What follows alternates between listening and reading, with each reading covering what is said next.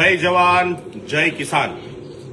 આજે આપ સૌને જણાવતા આનંદ થાય છે કે 31મી ઓક્ટોબર સરદાર જયંતિના રોજ સુદામડા ખાતે કિસાન મહાપંચાયત જે યોજાવાની છે એની પ્રશાસન પાસેથી મંજૂરી મળી ગઈ છે। એટલે કે કોઈ પણ રોકટોક વગર ખૂબ મોટી સંખ્યામાં ખેડૂતોની હાજરીમાં આ કિસાન મહાપંચાયત યોજાવાની છે। આ કિસાન મહાપંચાયતમાં ગુજરાતના ખેડૂતોના જે પ્રશ્નો છે, ખેડૂતોની ન્યાયની માંગણી છે, એ માંગણીને લઈ અને મહાપંચાયતની અંદર ખૂબ મોટા નિર્ણયો લેવાના છે અને સરકારને આપણે સંદેશ આપવાનું કામ કરવાનું છે કે જો ખેડૂતોની માંગણી સ્વીકારવામાં નહીં આવે, ખેડૂતોને ન્યાય આપવામાં નહીં આવે તો આગામી દિવસોની અંદર ગુજરાતના ખેડૂતો આ તાનાશાહી અને ભાન ભૂલેલી સરકારને ઉખાડીને ફેંકી દેવાનું કામ કરવાના છે। હાલમાં જે પરિસ્થિતિનું નિર્માણ ગુજરાતમાં માવઠાને લીધે થયું છે અને ખેડૂતોને નુકસાન થયું છે એનું ભરપાઈ કરવા માટે સરકાર તૈયાર રહે। મહાપંચાયત ડંકાની ચોટ ઉપર થશે, કોઈએ પણ ગભરાવાની જરૂર નથી। આ વખતની મહાપંચાયત અભૂતપૂર્વ અને ઐતિહાસિક મહાપંચાયત થવાની છે। જય હિન્દ, જય ભારત, જય જવાન, જય કિસાન।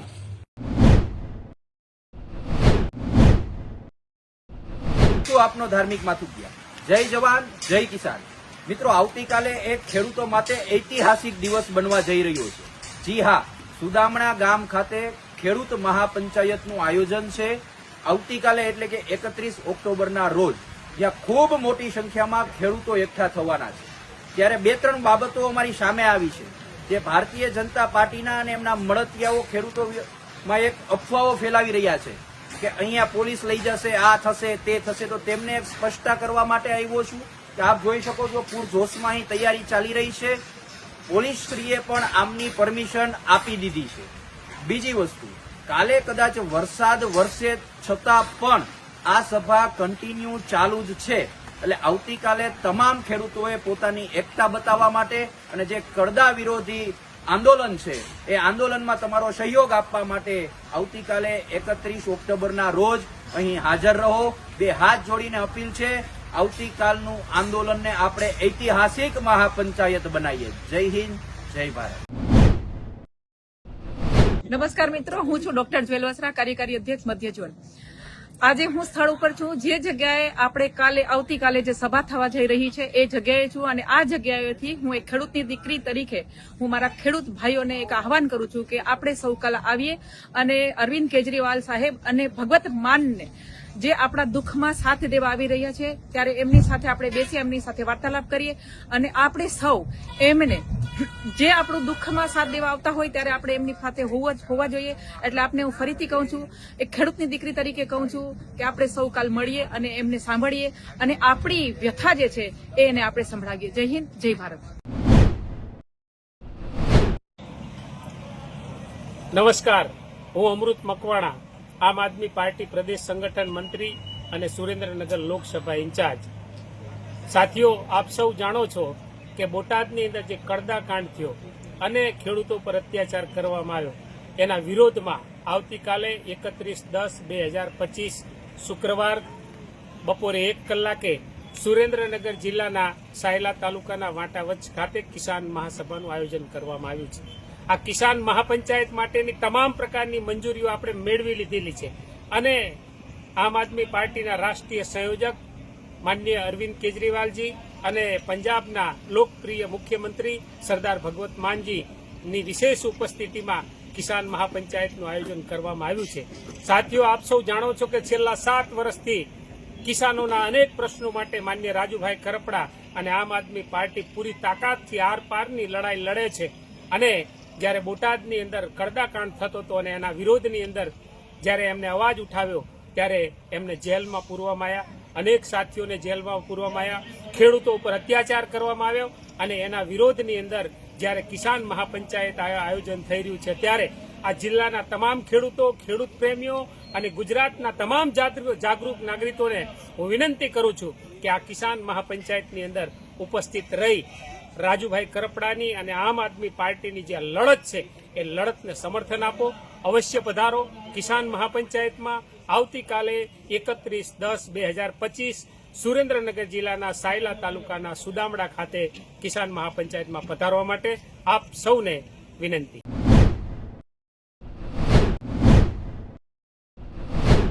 હું વિક્રમ દવે, ગુજરાત પ્રદેશ આમ આદમી પાર્ટી પ્રવક્તા અને વઢવાણના રહેવાસી અને ખેડૂત ખાસ કરીને આજે અહીંયા આવતીકાલે સરદાર પટેલ સાહેબની 150મી જન્મ જયંતિ નિમિત્તે ખેડૂત મહાપંચાયત, કિસાન મહાપંચાયત અહીંયા સુદામડા ગામમાં સાયલા પાળિયાદ હાઈવે ઉપર, તાલુકો સાયલા, જિલ્લો સુરેન્દ્રનગરે આવતીકાલે બપોરે 1 વાગે યોજાવાની છે. હું સ્થળે છું. આ લડત ખેડૂતોના, ગુજરાતના ખેડૂતોની લડત છે. એના અનુસંધાને અહીંયા જુઓ છો કે ખૂબ સુદૃઢ વ્યવસ્થા છે. બધી જ પરમિશન લેવાઈ ગયેલી છે. સરકાર શ્રી આમાં સાથે સામેલ છે, પોલીસ તંત્ર પણ સામેલ છે અને અત્યંત સુદૃઢ વ્યવસ્થા થઈ છે. કોઈએ ગભરાવાની જરૂર નથી અને ખૂબ મોટા પાયે આ મહાપંચાયત થઈ રહી છે. મિત્રો, આ મહાપંચાયત એટલે થઈ રહી છે કે થોડા સમય પહેલા હળદળમાં, બોટાદમાં જે કડદો ચાલતો હતો એના વિરુદ્ધમાં હળદળમાં આ લોકો 84 લોકોને ઉપર કેસ થયો છે. એ પરિવારોને અમારા મોભી નેતા માન્ય અરવિંદ કેજરીવાલજી અને પંજાબના મુખ્યમંત્રી ભાગવત માન સાહેબ તથા ઈસુદાનભાઈ ગઢવી, ગોપાલભાઈ ઇટાલિયા, ચૈતરભાઈ વસાવા, મનોજભાઈ સોરઠિયા અને અમારું મોવડી મંડળ બધું જ તે એ પરિવારને ભાઈ રાજુભાઈ કરપડા, પ્રવીણભાઈ રામ, રમેશભાઈ મેર, આ બધાએ જે કોઈ અને સાથે ઘણા બધા ખેડૂતો જે જેલમાં છે એમના પરિવારોને મળવા આવે છે, એમને સાંત્વના દેવા આવે છે.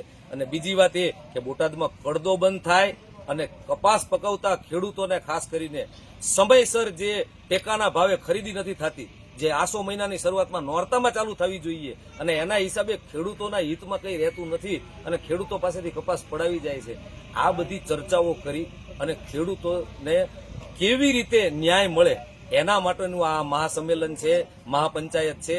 આપ સૌને અંતરથી નિમંત્રણ છે કે આ ખેડૂતોનો પ્રશ્ન છે. ખેડૂતો માટે કોઈ લડી રહ્યું છે, આમ આદમી પાર્ટી લડી રહી છે, તો આપની વિચારધારા કોઈ પણ હોય, પણ જ્યારે ખેડૂતની લડાઈ હોય અને એ કોઈ લડી રહ્યું હોય તો ટેકો દેવા પણ આજે માથા ગણાવા લોકશાહીમાં નીકળજો.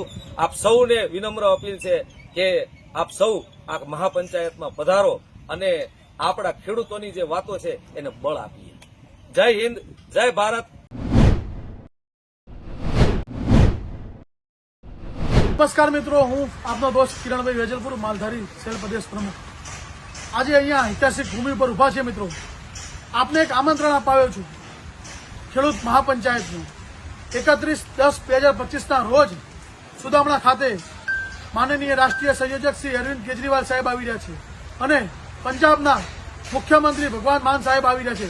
તો આપ સૌને મારી નમ્ર વિનંતી છે કે પહેલી વાર ગુજરાતના ખેડૂતો માટે બે મુખ્યમંત્રી આવે છે મિત્રો.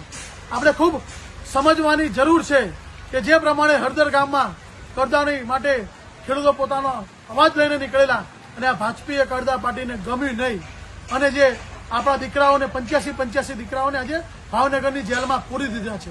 તો આપણે ભાઈઓ માટે, જે આપણા હિત માટે, આપણા પોતાના ભાઈઓમાં, આપણા ખેડૂતો માટે જેલમાં ગયેલા, તો આપણા સૌની જવાબદારી બને અને અંતે આપણા ખેડૂતોનું સારું થવાનું છે. ખેડૂતના હિત માટે પહેલી વખત બે મુખ્યમંત્રી આવી રહ્યા હોય તો મારી બે હાથ જોડીને ખેડૂત ભાઈઓને નમ્ર અપીલ છે, નમ્ર વિનંતી છે. અને રાજ્ય સરકાર દ્વારા પરમિશન મળી ગઈ છે અને બહોળી સંખ્યામાં આપ અહીંયા પધારો, જેથી દિલ્હીના દરબાર સુધી લોકોને ખબર પડે કે ખેડૂત ઉપર અત્યાચાર કરવાનું બંધ કરે.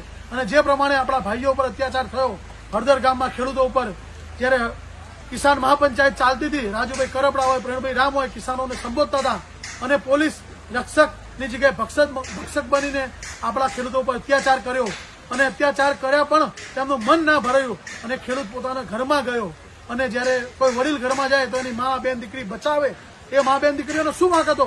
આપણી દીકરી 18 વર્ષની, એનો શું વાંક હતો? ખેડૂતની દીકરીને, એ ખોરીદની માનો શું વાંક હતો? એને ભાઈને બચાવતા હતા એ માટે. અને શું કરવા નીકળ્યો? ખેડૂતનો અવાજ લઈને નીકળ્યો. તો આપણા સૌની જવાબદારી બને કે આ તાનાશાહી સરકાર જે છે તેને જવાબ આપો અને અહીંયાથી ઐતિહાસિક નિર્ણય લેવામાં આવશે. અને જે આ માવઠાની અસર છે તેની ઘણી બધી અહીંયા માગણીઓ કરવામાં આવશે અને મૂળ ખેડૂતની જે માગણી છે અહીંથી સરકાર સ્વીકારે તેવી ખેડૂત મજબૂત રીતે અહીંયા અવાજ ઉઠાવે, મારી નમ્ર વિનંતી છે. બહોળી સંખ્યામાં આવે એવું ભાવભર્યું આમંત્રણ. જય જવાન. નમસ્કાર, જય હિન્દ, જય ભારત, જય જવાન, જય કિસાન. દોસ્તો, હું બ્રિજરાજ સોલંકી, આમ આદમી પાર્ટી ગુજરાત પ્રદેશ યુવા પ્રમુખ.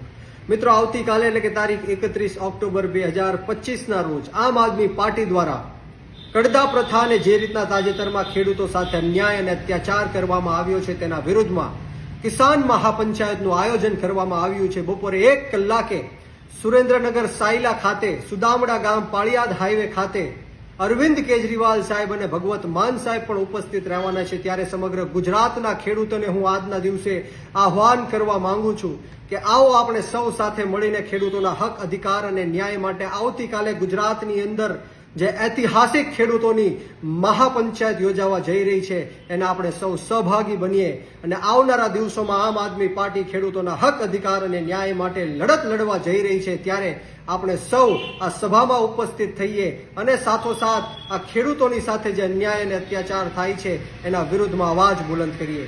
જય હિન્દ, જય ભારત, જય જય ગરવી ગુજરાત, જય જવાન, જય કિસાન.